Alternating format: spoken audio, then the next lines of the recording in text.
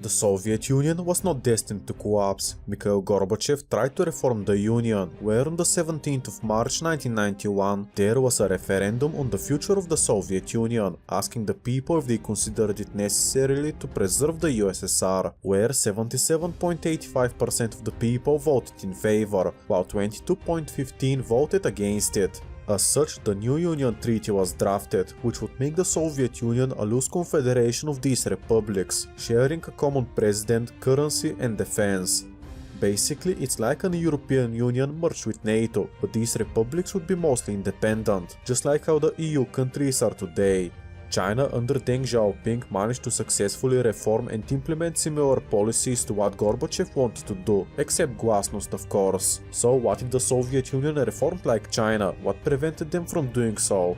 A day before Gorbachev could sign this new document federalizing and liberalizing the Soviet Union, Soviet hardliners staged a coup d'etat, which although it lasted for 3 days and failed badly, made Ukraine and Azerbaijan want to leave the Union thereafter, paving the way for the collapse of the Soviet Union without a civil war.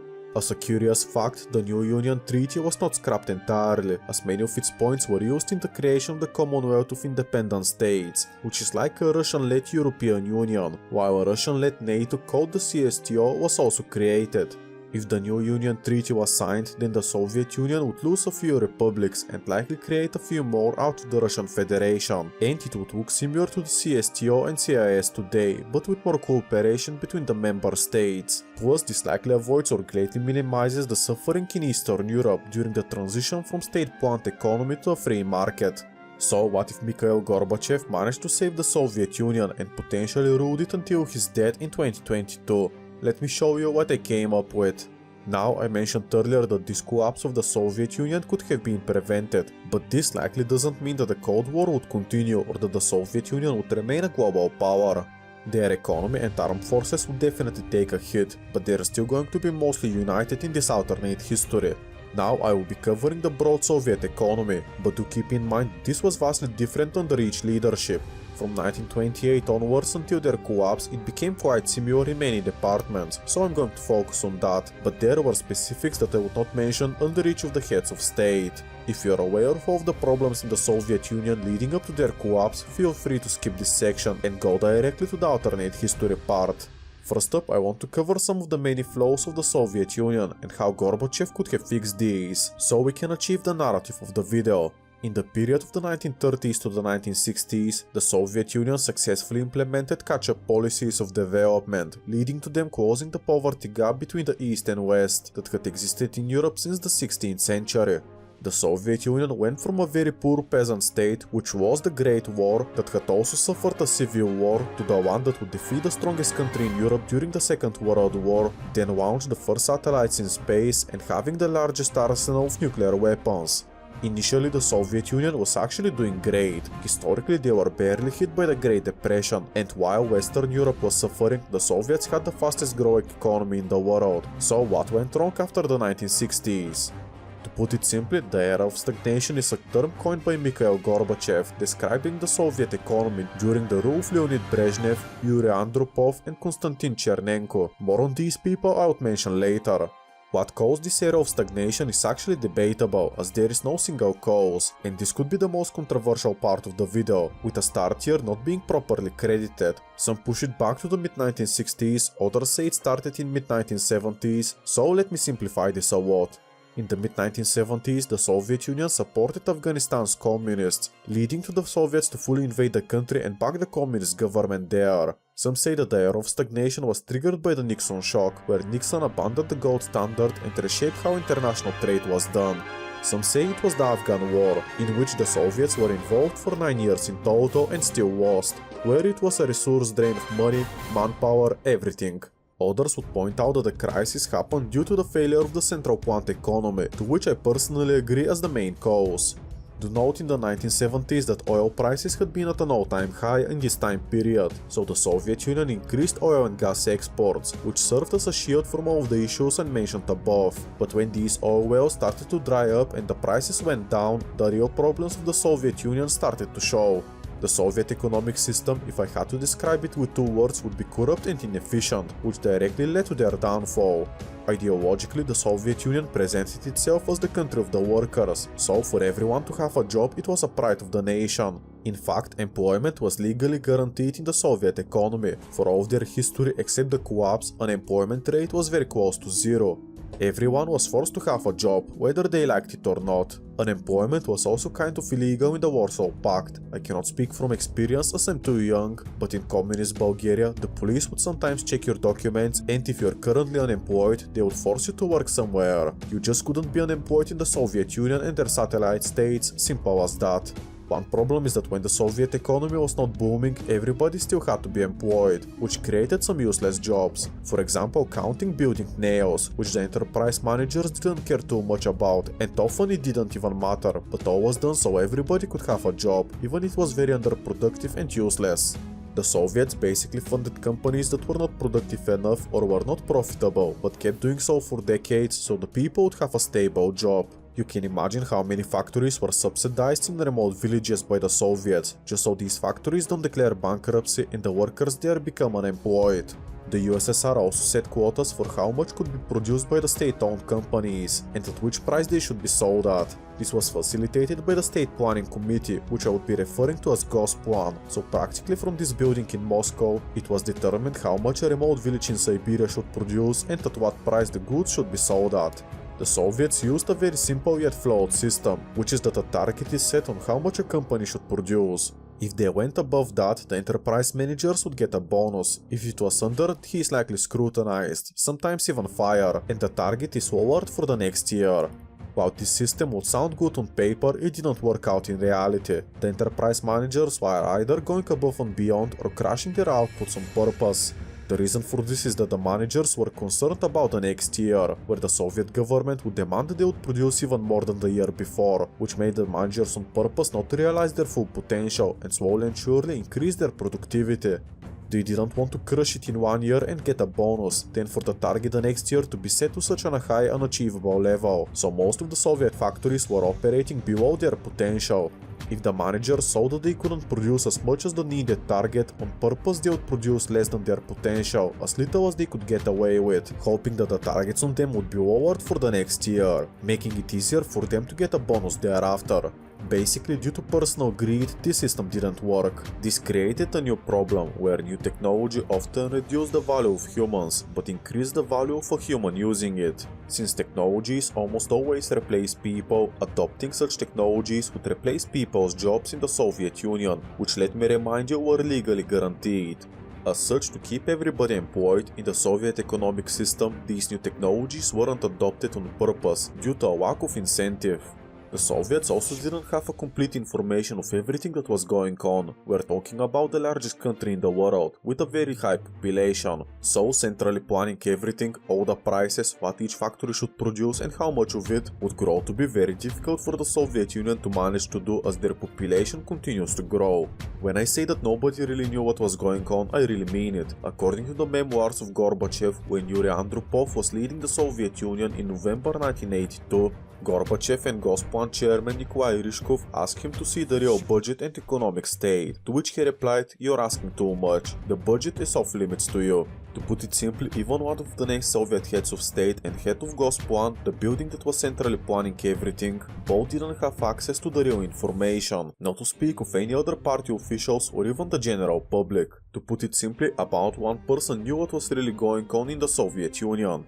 Another thing is that if a factory was very efficient, not wasting any resources to make a product, then the next year the state would expect them to do the same, but produce even more. To put it simply, the quote, "The reward for working hard is more work," is absolutely true here, hence why most companies operated below their potential. The Soviet Union usually supported unproductive industries that couldn't meet their targets by giving them more resources to meet said targets. One of many examples to showcase this inefficiency was the Soviet enterprise managers had to meet their quotas for meat production or face punishment. As such, they had to slaughter their livestock early as to meet the state set numbers. Then they had no breeding stock when the next year had started, so these state set targets directly resulted in less production. So how do you think that cutting corners and being unproductive on purpose went? Does a nuclear power plant explode due to negligence and everything I mentioned so far? Yes it does.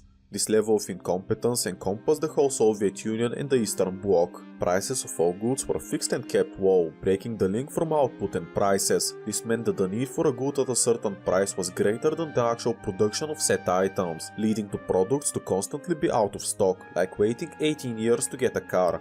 In Eastern Europe, the best gift that one parent could make for their child was at the day of their birth to purchase a car, which due to shortages could actually be delivered in time for the child's 18th birthday.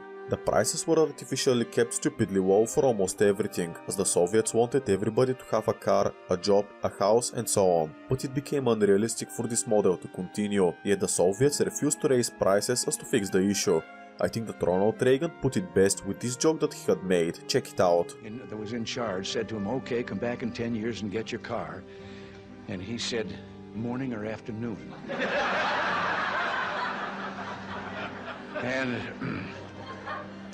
And the fellow behind the counter said, well, 10 years from now, what difference does it make? And he said, well, the plumber's coming in the morning.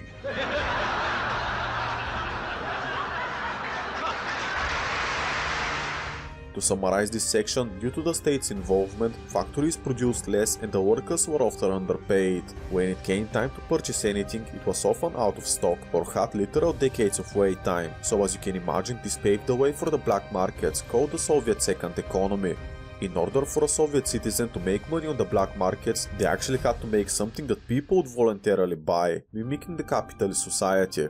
As a result of that, on the black market were found the best products around. People either had to buy from the black market or wait 10 years for a car or queue for hours at a grocery store. Almost everybody was involved in the black markets one way or the other. Due to the earlier mentioned shortages, people would often queue for hours outside a store. By the time they reached the front, they would find out what the shop actually is selling and what they have in stock. The strategy was to purchase something, even if it wasn't something that you don't need. Later you can barter it to your neighbor, or sell it on the black market.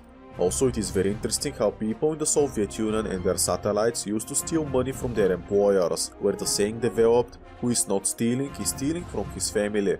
Basically, since the workers were greatly underpaid, they would steal everything that they could find, a bunch of nails here and there, that they would sell it on, you guessed it, the black market. The fact is that people had to steal to get by, they had to use the black market to get what they wanted, and discontent was rising in the Soviet Union. Now these problems are just scratching the surface, but I want to give you one more, just so we know what we need to improve to make the Soviet Union survive and never collapse, according to the title of the video. The Soviet Union's military budget in the 1970s was truly insane, one of the highest in the world, forming 40 to 60% of the entire federal budget and accounting to 15% of the Soviet GDP. Do note that the Soviet Union themselves didn't use GDP as a way to measure their economy, so this information is not perfect as it was compiled by the CIA, but the picture is very clear. The Soviets were spending a lot on their military, and for almost 40 years they had the largest standing army in the world, plus the largest arsenal of nuclear weapons, plus contributed a lot to the space race, and arguably won it themselves. To say that the Soviet Union was overspending on their military and science would be an understatement. Now I know that this was perhaps a very wonk overview of the Soviet economic system, but the key to the Soviets surviving and reforming can be found in fixing their crumbling economy, overspending and corruption. First up, I would like to fix the problem of overspending in the Red Army, which could be very beneficial. In 2007, Yegor Gaidar, an economist and former prime minister, wrote the following looking back to the collapse of the Soviet Union. The hard currency from oil exports stopped the growing food supply crisis, increased the amount of equipment and consumer goods, ensured a financial base for the arms race and achievement of nuclear parity with the United States, and permitted the realization of such risky foreign policy actions as the war in Afghanistan. To put it simply, having the Soviets spend less on their military means that they would not be looking to invade Afghanistan later on. This huge military spending was allowed by the Yom Kippur War and the OPEC embargoing pro-Israel nations. Later, the Iranian Revolution increased oil prices further. The Iran-Iraq War further made oil prices more scarce. The Soviets initially benefited from all of this, as they were exporting a lot of oil, allowing them to import food and consumer goods from the West. This band-aid was ripped off in 1986, when oil prices started to go down, exposing all of the Soviet weaknesses. Said oil prices increased the Red Army count, allowing them to get involved in Afghanistan, which was a total disaster I'd like to prevent. The thing is that all of this happened during the rule of Leonid Brezhnev, so Mikhail Gorbachev doesn't have any real power to change the Soviet Union when change was desperately needed, and inherited the country when collapse was almost inevitable. If the Iranian Revolution was delayed ever so slightly, being pushed back to a year or two, this would actually benefit the Soviet Union a lot, as it coincided with the Soviet invasion of Afghanistan.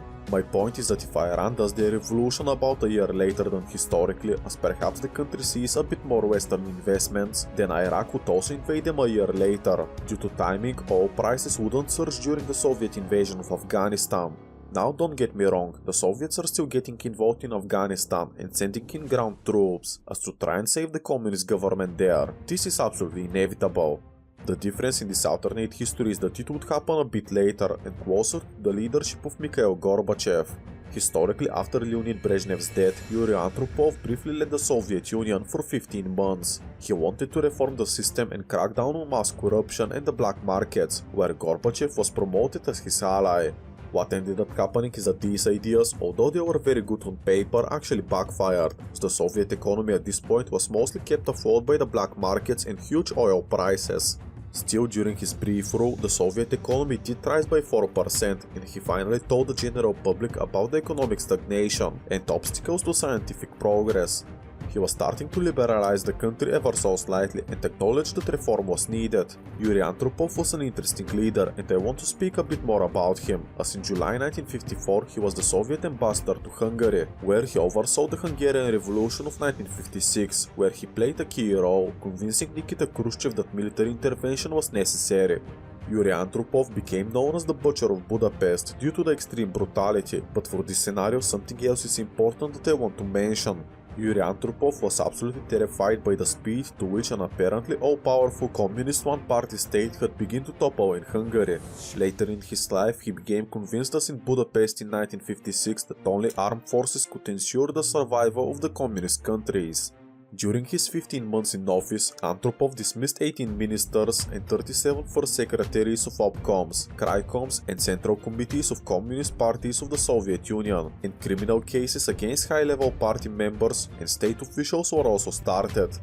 This was officially done as to reduce corruption, but often these absent positions were filled with allies of Andropov, such as Gorbachev, so he basically consolidated power by claiming he was fighting corruption. Another thing that I want to mention about him is that Andropov was very sick, suffering from kidney failure and many other issues. In August 1983, he entered Moscow Central Clinical Hospital, where he would spend the rest of his life, where he died in early February 1984, so he was fully hospitalized for about half of the time when he was the Soviet head of state.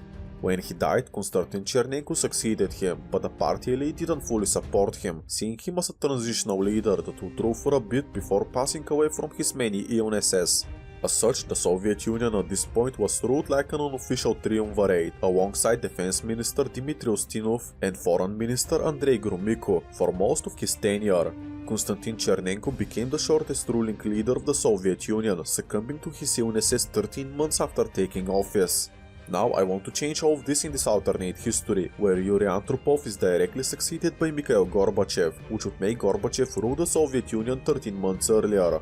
This I think is very realistic, as Andropov originally wanted to be succeeded by Gorbachev. If his wish succeeded, then Gorbachev could rule for a year longer, resulting in earlier attempted reforms to the Soviet Union and ending the Afghan War. One really interesting theory as to why Gorbachev, out of all the leaders, wanted to save the Soviet Union by reforming it is that Gorbachev was the only Soviet leader that was born in the Soviet Union, as Lenin, Stalin, Khrushchev and Brezhnev were all born in the Russian Empire instead. Now, how we make the Afghan War to end by the Soviets pulling out is hard to say, but I have an idea. What if Yuri Andropov had died a bit sooner than historically, which could be 5 months sooner, correlating to his time that he was fully hospitalized? Due to his many illnesses, I think it's not too impossible that a complication makes him die earlier than historically, ruling until August or September 1983. In this alternate history, he would rule for about 8 or 9 months, rather than 15, which is a big deal.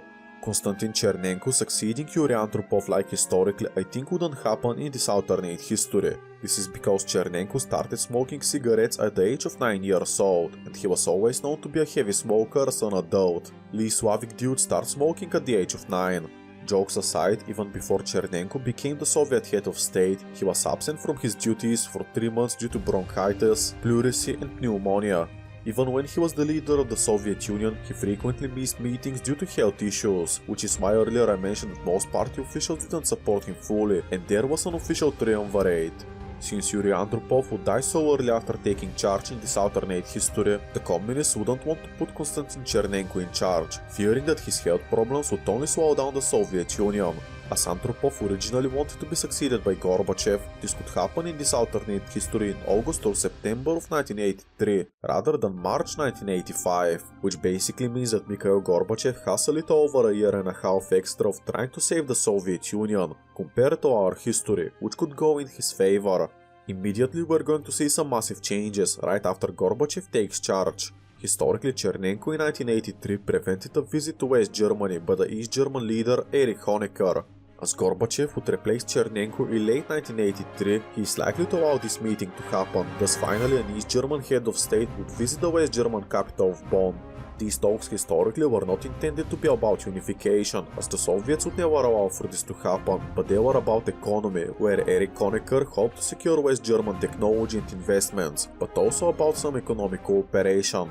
Another issue that was supposed to be talked about, and in this alternate history it would have, is the easing restrictions on divided families, visits and free travel. If all of these are achieved is hard to say, but Germany as a whole would be improved ever so slightly, narrowing the divide between East and West, later making the unification go ever so slightly smoother. Another instant change that we would see is that potentially the USSR under Gorbachev may not boycott the 1984 Summer Olympic Games, held in Los Angeles, and the communist world wouldn't make their own version called the Friendship Games.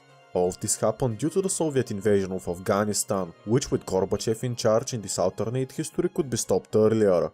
Historically, Gorbachev pulled out in 1989, almost 5 years after taking office, but here we can change this. In this alternate history, Gorbachev learns about the true state of the Soviet Union much sooner, and his generals and advisors would tell him in 1983, right after taking charge, that this war is unwinnable militarily.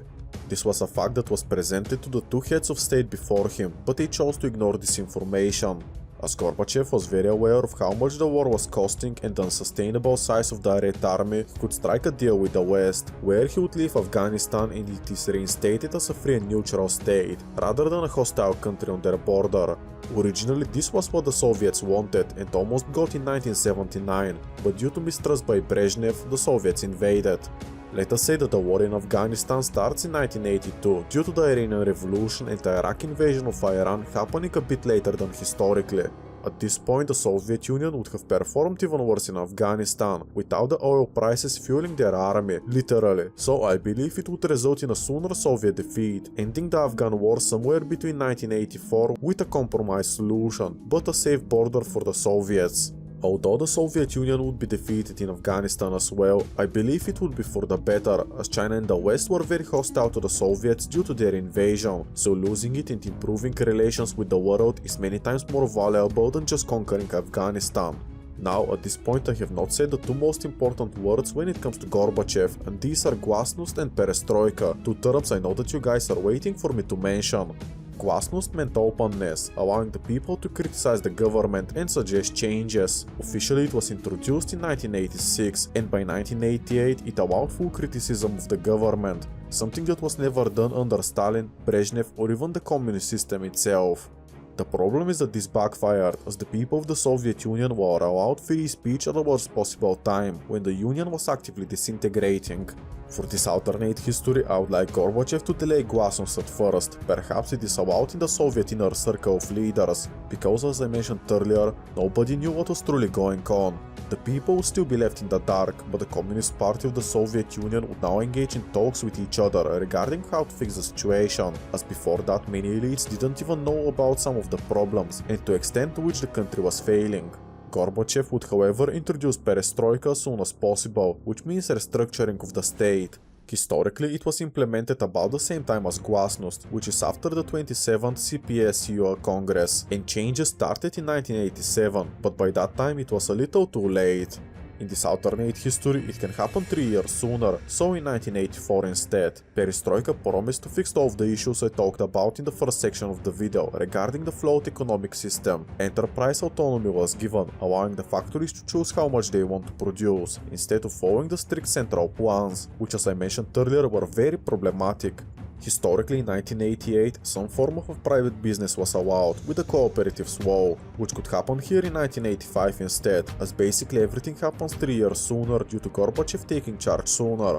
While in the first years it would be very chaotic, I still believe that this was actually a good reform, as private businesses opened everywhere, and there was a better availability of goods, which were in a massive shortage in the Soviet Union. The reason why Perestroika failed historically is because these private businesses were charging market prices, while the Soviet Union's direct control over most of these factories had to abide by the artificial state-set prices. This meant that in the private-owned businesses, prices were several times higher, which led to a lot of inflation. Since these private businesses became more profitable than the state-owned companies, workers would flock to them due to better pay, which did further hurt the state-owned companies of the Soviet Union even more. These reforms were much like how China under Deng Xiaoping reformed the Chinese Communist Party and created socialism with Chinese characteristics, which resulted in the Chinese economic miracle, turning China from a poor peasant state to a developed country within a generation. The Soviet Union would attempt to do the same at around the same time. Now, Perestroika was historically a partial disaster. Here, however, we have a few subtle changes that would aid in the containing of much of the downfall. The first one is the Soviet end of the Afghan war, so there would be more money to go around to support the struggling state-owned factories and keep many people employed. The Soviets need to employ their people because most of the chaos of the Soviet Union ensued when most of their people were unemployed, and due to Glasnost they were allowed to voice their discontent. Secondly, since the boom in oil prices would happen about 2 years later than historically, the Soviet Union can ride on these high prices until 1988, which would further help them in these new reforms, and the downside would not be problematic as of now. They would delay the upcoming crisis just enough for these reforms to start take place and to begin to benefit the Union. Finally, Gorbachev wanted to end the Cold War. Historically, he allowed Eastern Europe to choose their own fate, which could happen here a bit sooner than historically, but most importantly, he sought to reduce the insane military spending. I can see the Soviet Union to possibly engage in more talks with the Americans as to reduce both nations' nuclear arsenal, which was successfully done plenty of times before and could happen here as well, which easily saves the Soviets a bit of money. A policy of detente could really ease the pressure on the Soviet economy, allowing them to safely spend less on their military, but still keep the same amount of soldiers, due to the state not wanting these people to leave and become unemployed. Only later on would these people leave the army and go to the private sector, that is right now just developing.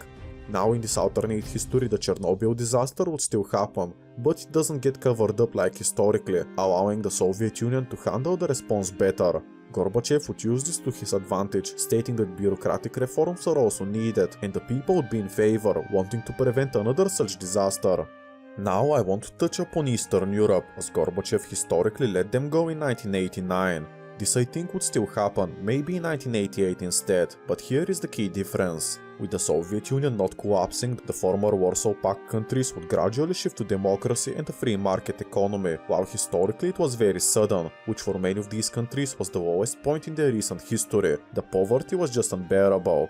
Poland and Hungary could still democratize, but under negotiated terms with Moscow, while East Germany uniting with the West could be overseen by the Soviet Union, where they can negotiate terms like demilitarizing all of Germany, for example, or at least the eastern portion.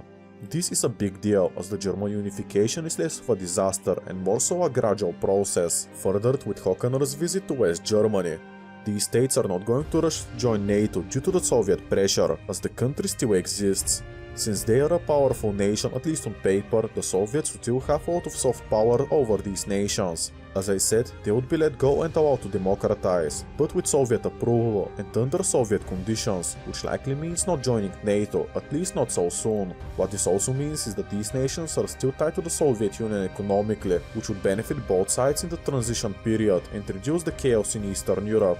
I can see the Soviets to reform the Comecon, continuing to trade with Eastern Europe, which for now would be in a state of limbo, in between the two sides, not definitely in the Soviet sphere, but not free either, similarly to Yugoslavia I would say. Speaking of Yugoslavia, it would still go up in flames after the death of Tito, but the remnants of Yugoslavia led by Milosevic could later ally with the now existing Soviet Union, preventing further co-ops, although I'm getting a bit ahead of myself. I would cover the fate of Eastern Europe a bit later on, both in terms of population and economy, as well as them choosing their own path, and who would side with the West and who would side with the East.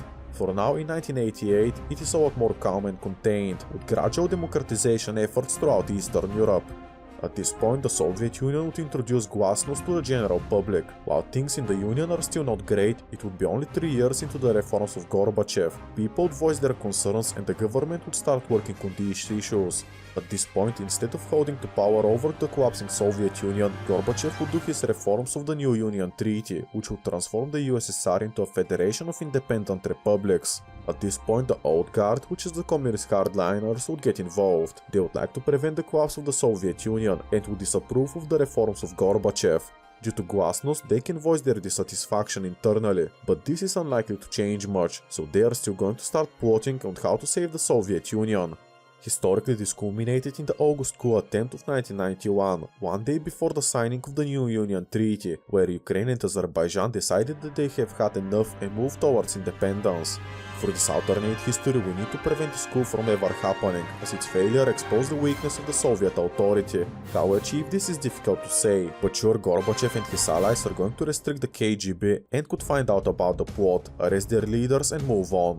Maybe with the Soviet Union improving and the future looking so bright, such coup would never happen, although all of this is up for interpretation. In this alternate history, the new Union Treaty would be successfully signed, but Estonia, Latvia, Lithuania, Moldova, Georgia and Armenia would boycott this and want total independence. In contrast to what happened historically, since the Soviet Union doesn't outright collapse, this process is also a bit more gradual than historically. These states would be like the ones in Eastern Europe, basically like Yugoslavia, in between the East and West, but would be able to determine their own future down the line. Gorbachev would know that he would lose these territories regardless, so he would attempt something more different. Much like in China, there could be established special zones, where foreign investments would be allowed, and the factories would switch to a free market economy. While the Soviets might, and I think will, still lose these lands, I think that they can experiment with other economic models there and learn from it, leading to the general improvement of the remainder of the Soviet Union down the line. Also, let me mention that in the new Union Treaty, some Siberian and autonomous oblasts would also have supported it, only if they became a republic of their own, rather than part of the Russian SFSR. This I think would have been mostly agreed to, and I have drafted these internal borders of the now Union of Soviet Sovereign Republics. These states were more independent than not, but basically they would share power amongst each other, all have the same head of state, Gorbachev, the same currency, the ruble, same armed forces, and so on. They remind me a lot of the federal model of the United States of America, where each state does have the same president, currency and armed forces, but are allowed a separate government, have freedom over laws, taxes, etc. Now the borders of the internal states I wouldn't cover too much, but Crimea is really important, as historically on the 20th of January 1991 they had a referendum regarding becoming a separate republic in the new Union Treaty, to which 94.3% of the people voted in favor. In this alternate history, Crimea is neither Russian nor Ukrainian, but technically independent. By now the year would be around 1990 and the Soviet Union is still very troublesome, but they are not going to collapse in the next year, so they're going to keep going and in this alternate history further improving. The economy has just finished their recession from the implementation of Perestroika and is now ready to rise on new highs. This recession would have been caused by the earlier mentioned private businesses, which would employ workers at better conditions, creating unemployment in the government-run businesses. I'll cover the economic aspect of the Union a bit later. There would be several immediate problems with the Soviet Union reforming and a few nations breaking free. Let me start with the easiest one to cover, which is Ukraine. On the 17th of March 1991, the Ukrainians voted in favor of joining the new union as a separate republic that has more autonomy, where 81.69% of the people voted in favor. While this is an overwhelming yes, it wasn't spread out evenly, with western Ukraine being heavily against it, especially one of their major cities of Lviv. You can imagine that since Glasnost is implemented, that these people would begin to protest, rebel or even try to break free from the Ukrainian SSR. For now these attempts would be curtailed, but brute force being used would become impossible. The next problem is the Baltics, Moldova, Georgia and Armenia, still wanting independence, and now their voices would begin to grow even so louder. For Estonia, this is literally. Historically, the Baltics voted pretty overwhelmingly for independence, so I don't see how this could be reverted and prevented in this alternate history, despite the economy being ever so better. In these countries, the people wishing to remain with the Soviet Union may begin to grow ever so slightly, but I don't think that this would make a huge difference, so these republics are still going to live, with the question of Kaliningrad being resolved like historically. In Moldova, the first of many crises would start, which is the Transnistria conflict. Basically, Russians living on the other side of the Dniester River wanted to remain with the Soviet Union, so essentially they separated. As the Union historically disintegrated, they were left out to fend for themselves, with occasional Russian direct aid and stationing an army there. I think that this war would still start, but now with an existing Soviet Union, this can lead to a compromise in the region. The Russians living in Moldova had one major fear, and this was Moldova uniting with Romania. If some sort of a deal is secured between Moldova and the Soviets, preventing this Romanian unification, allowing freedom of travel, trade and non-prosecution for the Russians on the other side of the river, this could end the conflict right here and right now, benefiting both Moldova and the Soviet Union. This would be the easiest issue to get resolved, as the ones after that would be just pure chaos. Next, I want to cover Georgia, after the April 9th tragedy, also known as the Massacre of Tbilisi, which I think would still happen in this alternate history. The Georgians would decisively move towards independence. The problem is that in Abkhazia and South Ossetia, these two states were one of the biggest supporters of the new Union Treaty, and Russia as a whole, where they boycotted the Russian referendum on independence. Sadly, there is no real easy way to resolve this conflict besides war, due to the conflicting claims of both sides, so I cannot see a peaceful solution. The Soviets cannot just abandon them, which would set a bad precedent, while the Georgians would not be willing to lose their territories, which they saw as being colonized by Russia. As such, much like historically, I can see these provinces to break away by themselves and establish a sovereign country, but them outright joining the Soviet Union would be internationally condemned, and since the Soviet Union would have other ongoing issues, they're going to send in peacekeeping troops and prevent further bloodshed, where eventually we would have a similar situation of what we have today, but these states are perhaps more Soviet aligned and are still using the Soviet ruble.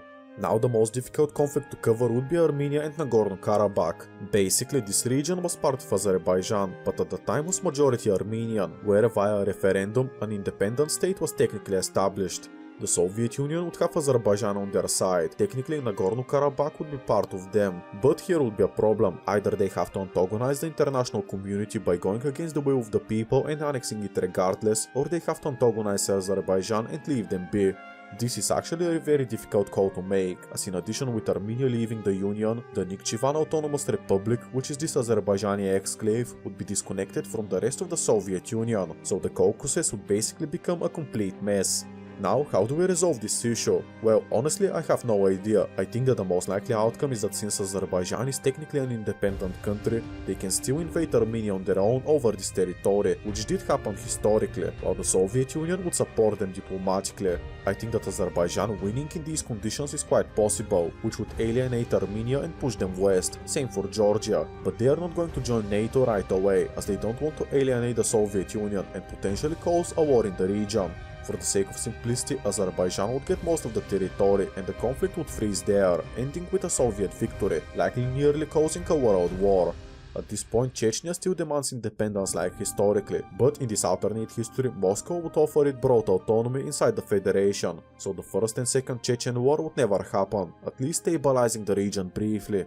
Now let me cover the Soviet economy in the year of 1995, where some states would break away, but the rest of the Union would still be very stable.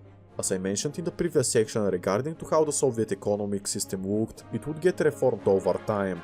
In this alternate history, due to oil exports bolstering the Soviet economy and serving as a band-aid, the private sector would begin to grow and start to surpass the state-owned industries. But the Soviet Union likely still keeps key industries of steel, oil, banking, transportation and so on.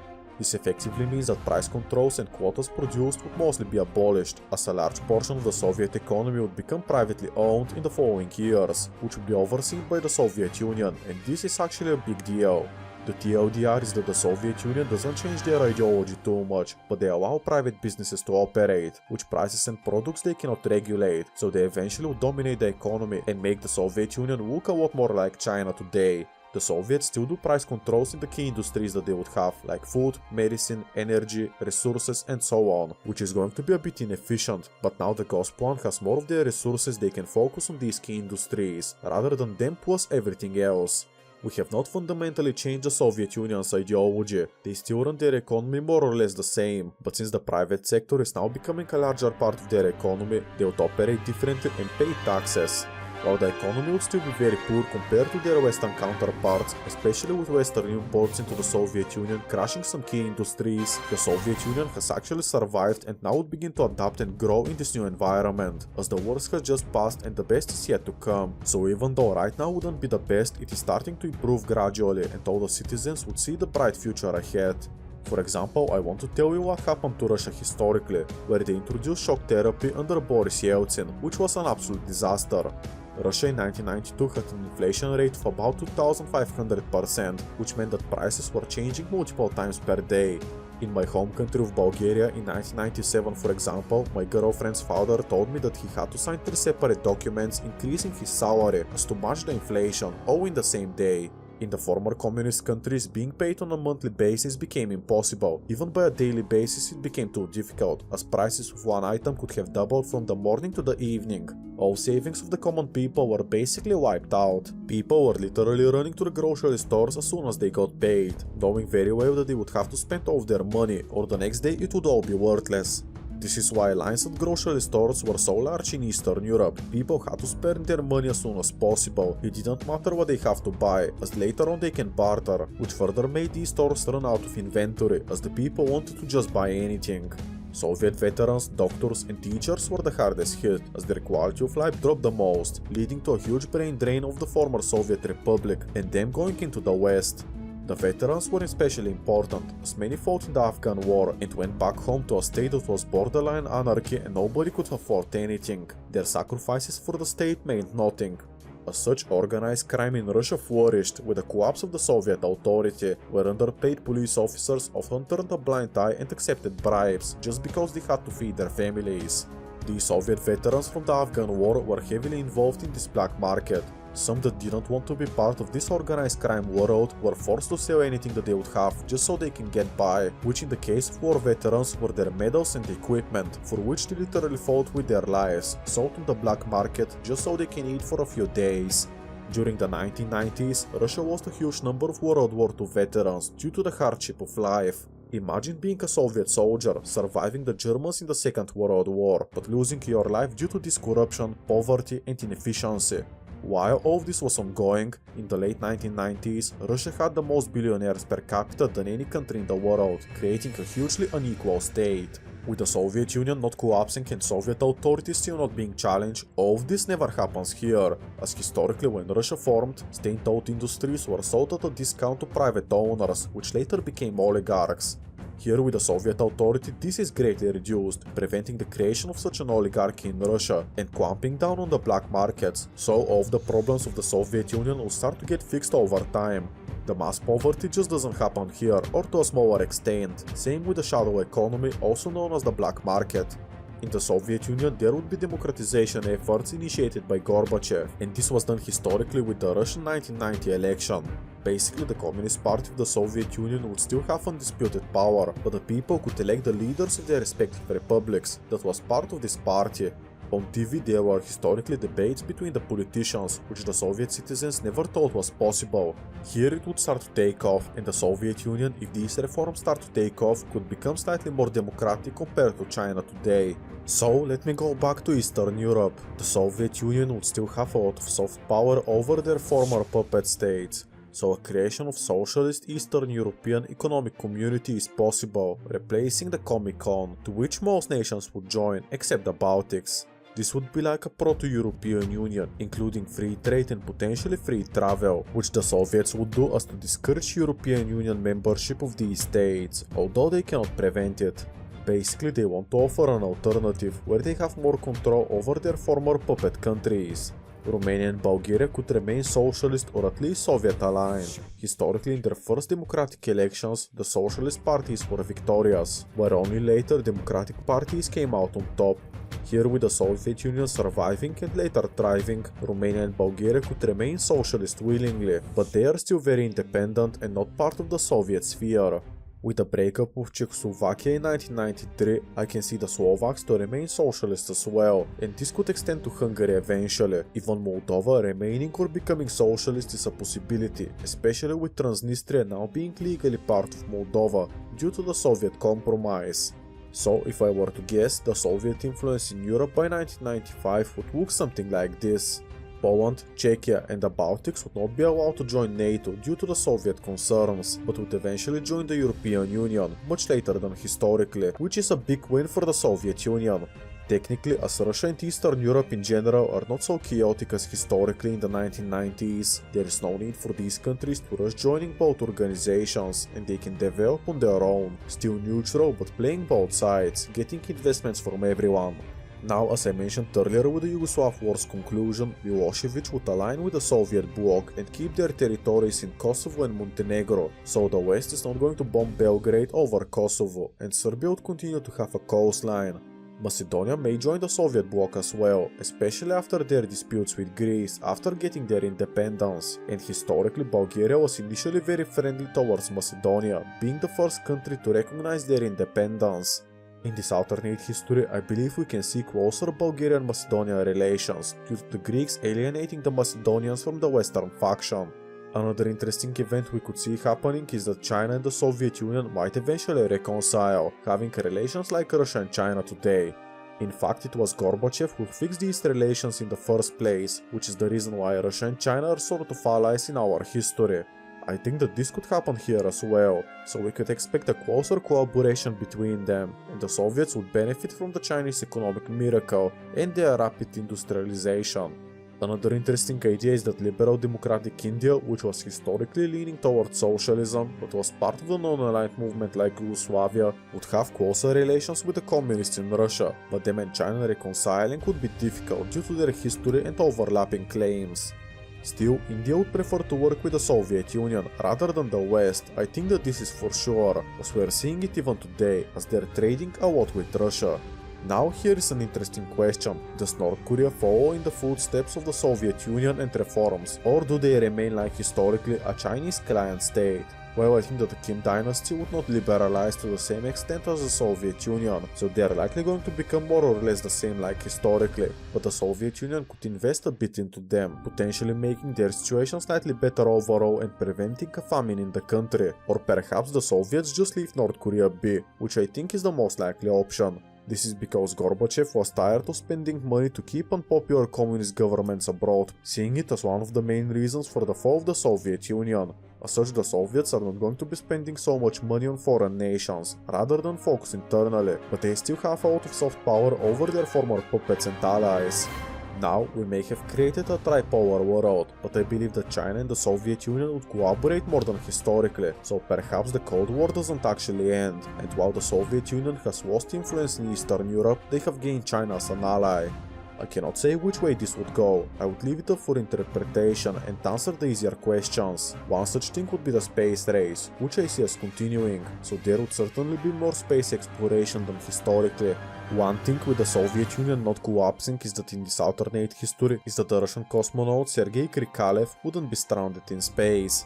Historically, he went to space before the Soviet Union collapsed, and when it did dissolve, these countries were very chaotic, as I mentioned earlier, so nobody really wanted to, cared, nor had the money to retrieve him, so Sergei Krikalev spent 311 days in space. This time he is not stranded in space, yay!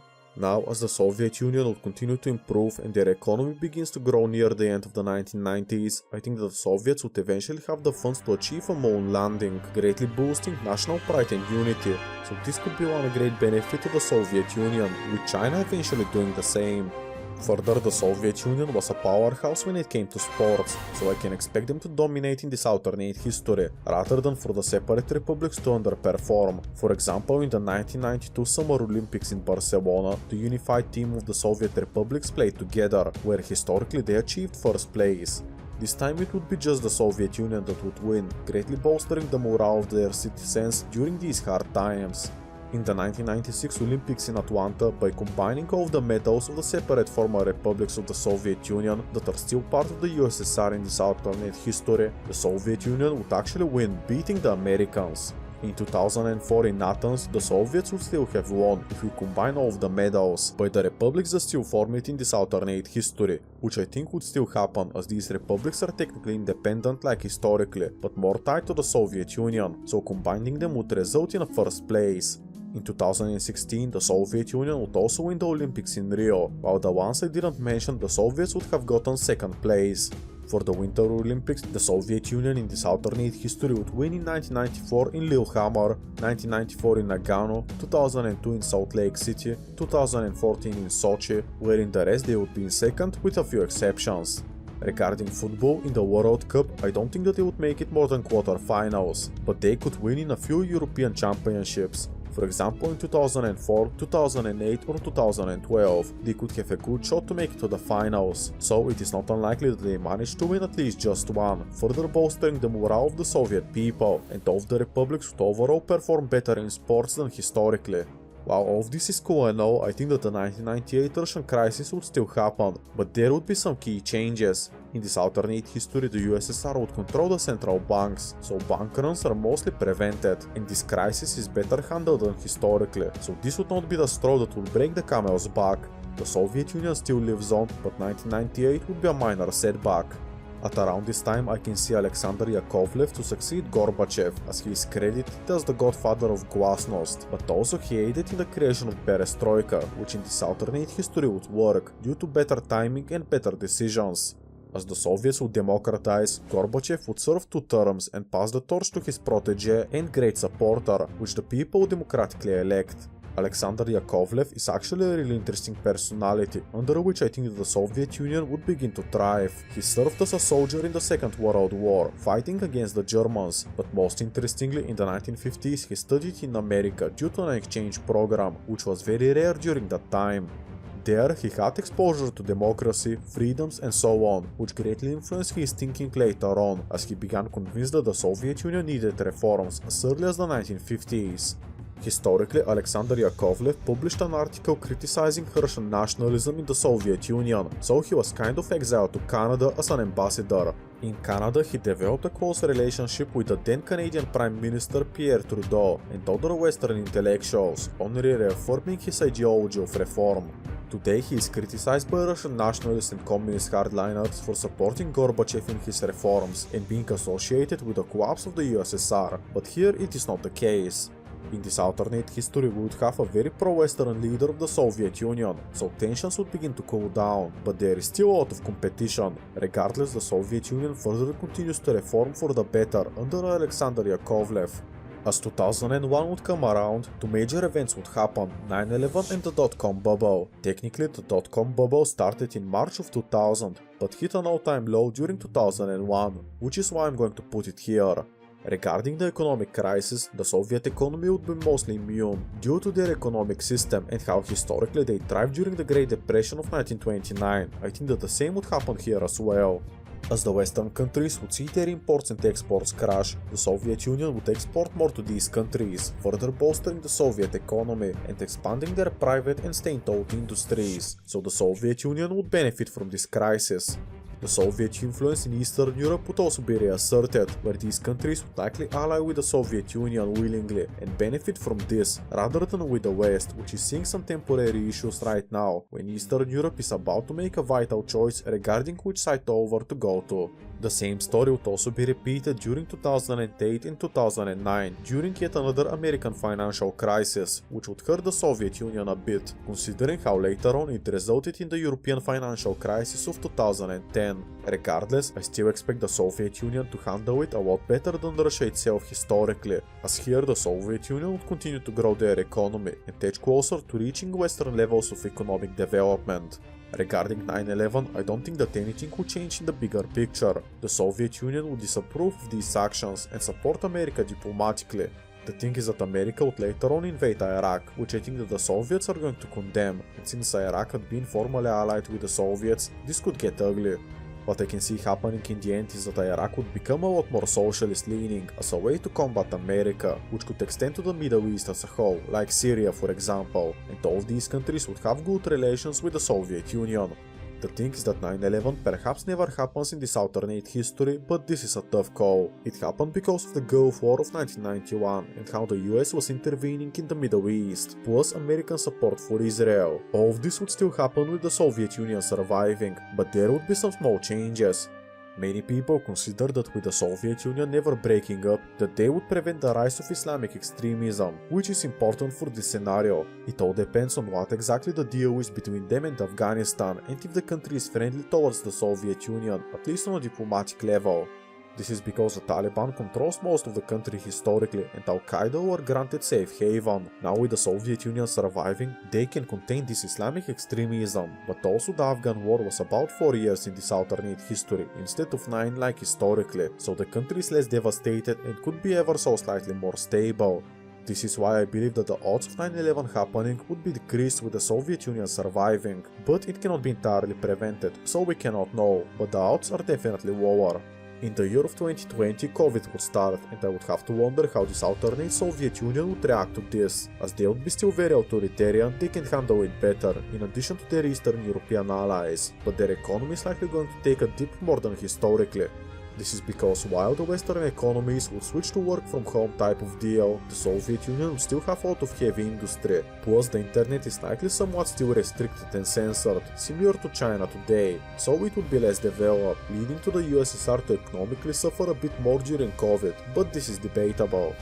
Notice how Russia wouldn't invade Ukraine in 2014 and 2022, as the Soviet Union is still standing, so their relationship with the West is not broken. There is still trade between the two, no sanctions, and further benefiting the Soviets and the world as a whole. Now I'm not going to get too much into foreign policy, as I think the Soviet Union focused internally in the beginning, rather than supporting Syria or allying with Iran, as Gorbachev originally wanted to focus internally rather than prompting up Eastern Europe, so I think that this alternate Soviet Union that gets to survive would be quite different than Russia in terms of these foreign policies, likely being more peaceful, but I cannot predict any of this. Perhaps when the Soviets step on their feet, they can become expansionists once more, albeit diplomatically, but regardless, I want to move on from this section and cover the demographics and economies. Regardless, right now we could reach the modern day, which is 2025, and this is how the borders would look like, and I want to tell you what would change in Europe and the Soviet Union as a whole, while I would not focus on some other conflicts, as I cannot tell you how they would be changed, plus the video is not exactly about this either way.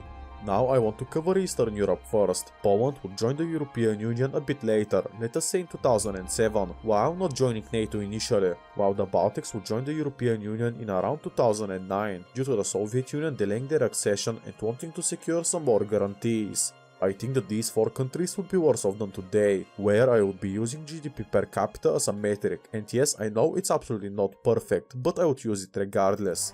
In this alternate history, Poland would be about 10% poorer than today, aka 10% lower GDP per capita, and the Baltics being 20% poorer.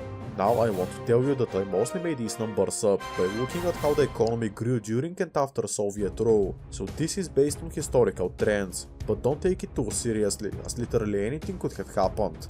Czechia I think would be more or less the same, potentially a few percentages poorer. Slovakia on the other hand could be hit very hard, depending if they remain socialist, as today they're the only country in Eastern Europe barring the Baltics that use the euro, which shows just how western they have become. I think that Slovakia would eventually abandon socialism and join the European Union, let us say together with Croatia in 2013, so the Slovaks could be about 20% poorer than today, just like the Baltics. Hungary I can also see eventually to abandon socialism, but regarding I think that they could be 10% poorer than today. Romania and Bulgaria on the other hand would be the hardest hit, even Moldova to a certain extent. Today the first two are among the poorest nations in the European Union, and they did historically grow their economies by about 600% each after the fall of communism until today. This time it would not happen, so I think that these nations would remain much poorer than today, about 30 to 40%, which is a big deal. Georgia and Armenia I think would be more or less the same, as they wouldn't be altered too much, despite the Soviet Union existing. Armenia would have still lost Nagorno-Karabakh like historically, while Georgia also wouldn't control Abkhazia and South Ossetia, so these two are almost identical as today, but a lot more western leaning.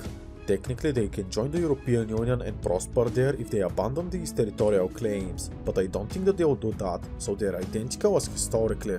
Serbia, or more so Yugoslavia, would actually see some positive changes, as they would have their economy actually grow by 5 to 10% compared to these countries combined today, mostly due to the Kosovo wars being avoided and each state pursuing their own path. Now they're cooperating and slightly economically prospering. Now it may be weird why some countries that you wouldn't expect would be doing worse, for example Poland, because as I said earlier the Soviets would more slowly and gradually abandon their influence there, so there is not such a large shock like historically in Eastern Europe and borderline anarchy, which I explored earlier in this scenario, so shouldn't they all be doing better? Well, as I said, I'm using GDP per capita as a metric, and the thing about this flawed metric is that if the economy remains the same size, but the population drops, technically the GDP per capita would rise, but the people would be likely worse off. We're going to see a lot of this in this alternate history in Eastern Europe.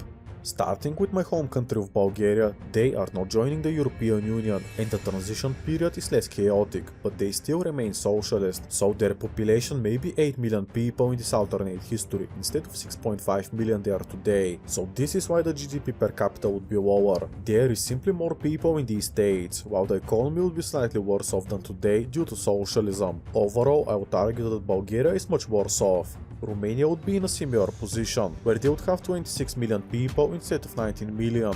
Hungary's population would remain more or less the same, or I can see them to hit 11 million people in this alternate history, rather than 9.6 million today. Slovakia could reach 6 million people in this alternate history, although they may not see some changes in terms of population, just their economy is slightly worse off. Poland could become a country of 40 million people in this alternate history, rather than 36.5 million that they have today, so a slight increase of 3% in terms of population. All of this would happen due to these countries joining later the European Union, if they join at all that is, and as a result of that their people would emigrate in fewer numbers, while there is increased stability in Eastern Europe, lessening the need to emigrate to the West, so Eastern Europe would have a lot more people than today. Further, Yugoslavia is quite interesting. Not only their economy would grow slightly, but they would have a population of 10 million people, instead of 8.8 million by combining all of these populations today, so I think that they would be the country that is better off in Eastern Europe, with the rest potentially being most likely the same or worse off. Now let me apply the same logic to the Soviet Union and see what would actually change. Today these republics that would make the Soviet Union would make up roughly 270 million people, but in this alternate history having them combined, not suffer literal chaos in the 1990s and not having Russia and Ukraine go to war, with so many Ukrainians and even some Russians emigrate from their respective countries, plus due to communist propaganda and way of life, and a likely higher fertility rate in all of these countries than today, this alternate Soviet Union could have over 300 million people, so on average each country would have a 3% higher population. The Union reaching 350 million people is also not impossible, but this is more so a best case scenario. As for their economy, this is where we would see the biggest changes. The former Soviet republics in Central Asia are either a dictatorship or a failed state. When I hear stability and democracy, I don't think of Central Asia for whatever reason. Here their economies could actually explode. Kazakhstan could see their economy rise by 88.2%, where I used a compound annual interest rate of 6.5%, where I would choose something similar to determine the rest. Kyrgyzstan would see their economy rise by 106.1%, the same with Uzbekistan and Tajikistan. Turkmenistan's economy could rise by 79.1%, which would be the same as Azerbaijan. All of these countries would realize their full potential and exploit their natural resources, which they all have in abundance, while the money is reinvested into the nations, unlike historically where it goes to corrupt politicians. Belarus could see their economy rise by 62.9%, although I would assume that they would be still led by Lukashenko, so it is tough to say. Russia's economy could also rise by 72.9% than today, due to no war in Ukraine, no Western sanctions and a lot less oligarchs and potentially less corruption, while Ukraine in this alternate history would be the biggest winner, avoiding the wars entirely and the massive economic contractions that came with them, as their economy in this alternate history would just about double, being 96.7% larger than today. With more cooperation between these states and all of their assets not being sold to oligarchs at a discount, all of them could be better than today. Plus, as I said, they would avoid some of the world's financial crises and instead could work closely with China, so I think that what I outlined is possible to happen. The final thing I want to mention is regarding computers. Historically, plenty of Bulgarians emigrated to work for Microsoft, which could still happen here in this alternate history, but less so than historically. The Soviet Union also did have a lot of great engineers, so as a result of that I can see them to make a lot of advancements into these technologies and to potentially rival Taiwan in the semiconductors industry, which would be basically monopolized in Europe and could benefit them even more. By this point the Soviet Union would start to become wealthier than anyone could expect, and I can see them to surpass nations like Spain or Italy in terms of GDP per capita, but this would be more than 30 years after their successful reforms. Now, is this world going to be more peaceful than historically? Well, according to what I outlined, I think yes, but of course it's hard to say when it comes to foreign policy. So we can potentially see more wars in the Middle East, and if the Soviets support Assad's Syria, it could never fall, so it is all up for interpretation. Now, are the people in this alternate history and reformed Soviet Union better off than today? Well, these republics would undisputedly have larger economies, more population, and the wars in Ukraine would be totally avoided, but the Soviet Union is still authoritarian, and the people can only democratically elect members of the Communist Party. The thing is that even today, most of these countries, if not all, could be considered authoritarian and oligarchic, so in terms of personal freedoms, they are likely still the same, maybe slightly worse, but their almost double better economy and more population could offset these, and perhaps the majority of these people would have their lives be better in this alternate history than historically. Now, I would suggest that you take a look at this video where the Soviet Union collapses into a civil war in 1991, which is the opposite of this scenario.